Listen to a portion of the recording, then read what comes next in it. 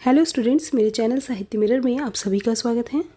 मैं doctor Bharti Sharma Hindi NET JRF के सभी स्टूडेंट्स के लिए उनके नए पाठ्यक्रम से की इकाई 8 से लेकर आई हूँ अंधेर नगरी नाटक, जो कि भारतेंदु हरिश्चंद्र द्वारा रचित हैं।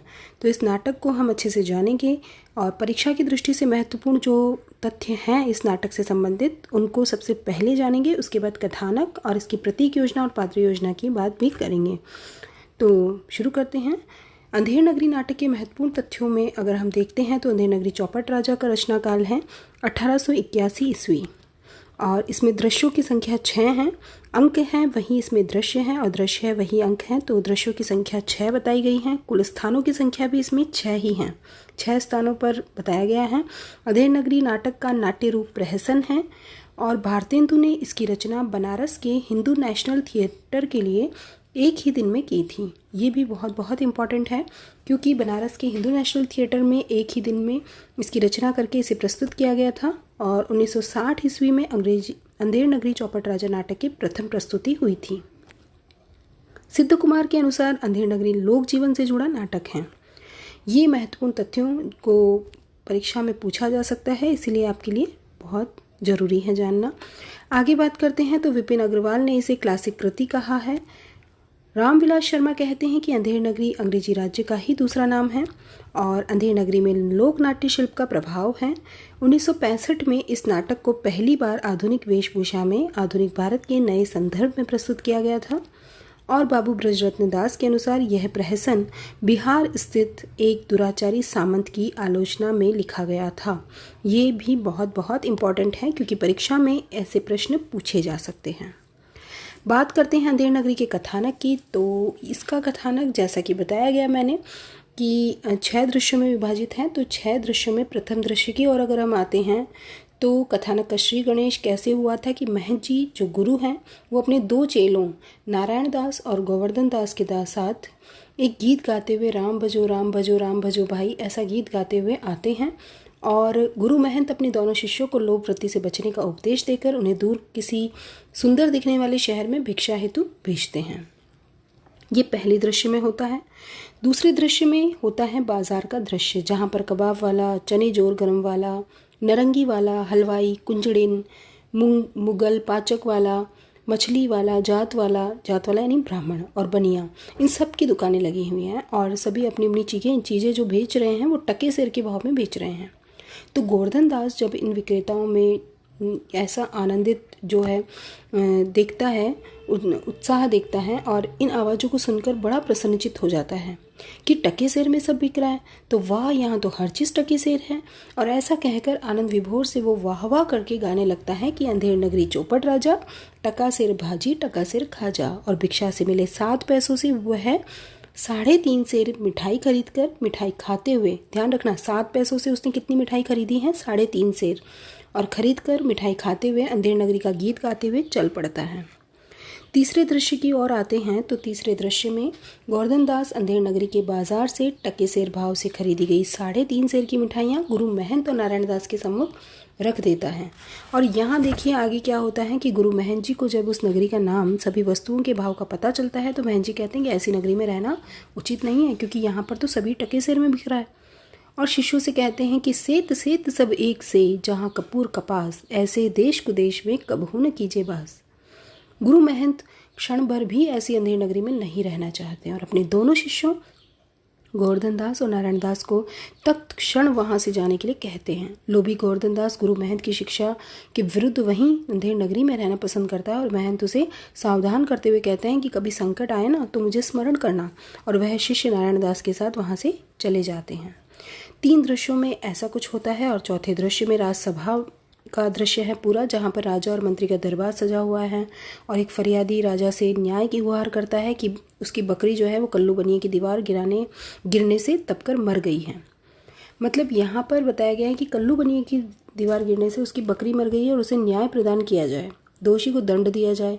राजा कल्लू बनिए की दीवार को पकड़ कर लाने का आदेश देता है। जब उसे मंत्री द्वारा ये बताया जाता है कि दीवार नहीं लाई जा सकती क्योंकि राजा द्वारा उसके भाई, लड़का, दोस्त किसी को पकड़ कर लाने का आदेश देता है, तो मंत्री ये बताने पर कि दीवार जो है वो ईंट चूने की होती है, उसका कोई भाई बेटा नहीं होता, तो राजा कल्लू बनिए को बुलाते हैं कल्लू बनिया कारीगर को, कारीगर चूने वाला भिश्ती को, भिश्ती कसाई को, कसाई गडरिये को दोषी ठहराता रहता है और गडरिया द्वारा अपनी निर्दोषता साबित करते हुए कोतवाल साहब की सवारी पर दोषारोपण किया जाता है। राजा द्वारा कोतवाल की फांसी दिए जाने की आज्ञा के साथ दरबार बर्खास्त कर दिया जाता है। अब देखिए दरबार यहाँ बर्खास्त हो गया है चौथे दृश्य में, और पांचवा दृश्य जो आता है उसमें गोवर्धन दास का अंधेर नगरी अनबुझ राजा का गीत गाते हुए आगमन होता है। मिठाई खाते गोवर्धन दास को 4 प्यादे फांसी पर चढ़ाने के लिए पकड़कर ले जाते हैं और पकड़े जाने के कारण प्यादों द्वारा गोवर्धन दास को ये बताया जाता है कि कोतवाल की गर्दन पतली और फांसी का फंदा बड़ा है और बहुत मिठाई खाकर तुम मोटे हो गए और इस वास्ते तुम्हें फांसी होगी।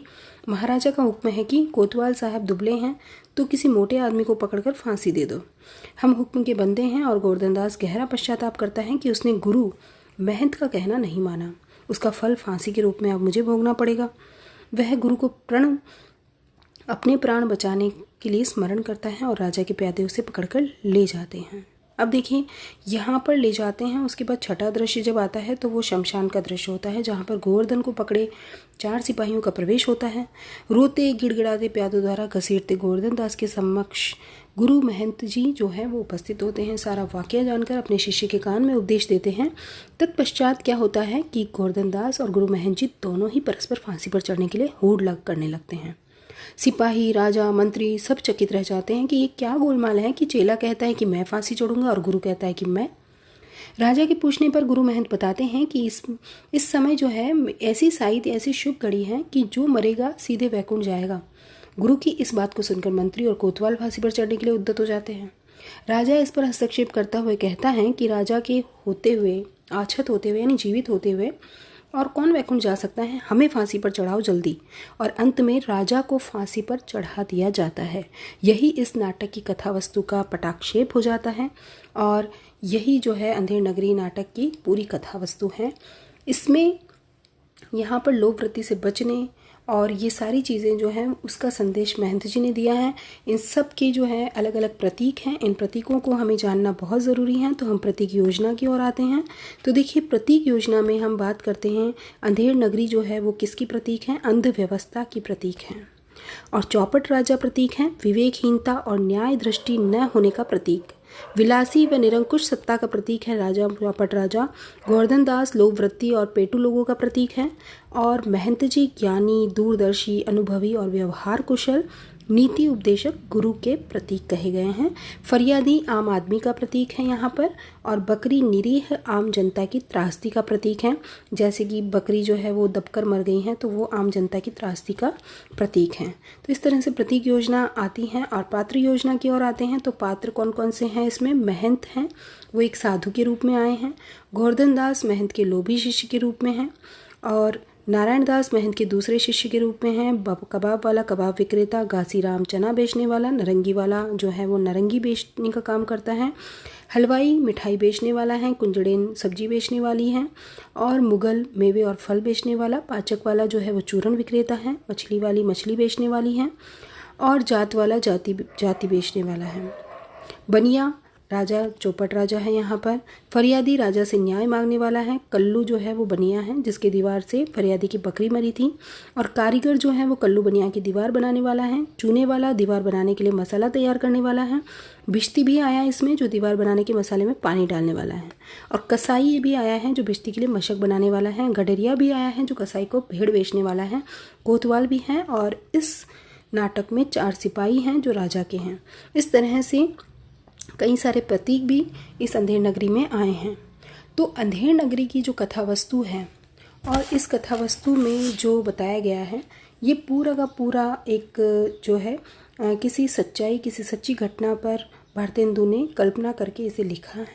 और कहा जाता है कि अंधेर नगरी एक प्रहसन तो है ही, लेकिन किसी जमींदार को लक्षित करके एक बैठक में ही इसे लिखा था। तो इस प्रहसन का उद्देश्य क्या है, लोभ वृत्ति और चौपट राजा की परिणति का ये वर्णन करता है। मतलब यहाँ इस नाटक का उद्देश्य ये बताना है कि जिस राज्य में चौपट राजा जैसा शासन हो, जहाँ विवेक और अविवेक का भेद न किया जाए, वहाँ प्रजा की दशा जो है वो बहुत बहुत बहुत दुखद होती है और यही इस नाटक का उद्देश्य है। अतः इस नाटक को आपने अच्छे से समझा होगा। इसके महत्वपूर्ण तथ्यों को बहुत ध्यान से देख लीजिएगा एक बार फिर। तो वीडियो को अंत तक देखने के लिए आपका बहुत बहुत धन्यवाद। और मेरे चैनल को अगर आपने सब्सक्राइब नहीं किया है तो इसे सब्सक्राइब ज़रूर कर लें। धन्यवाद।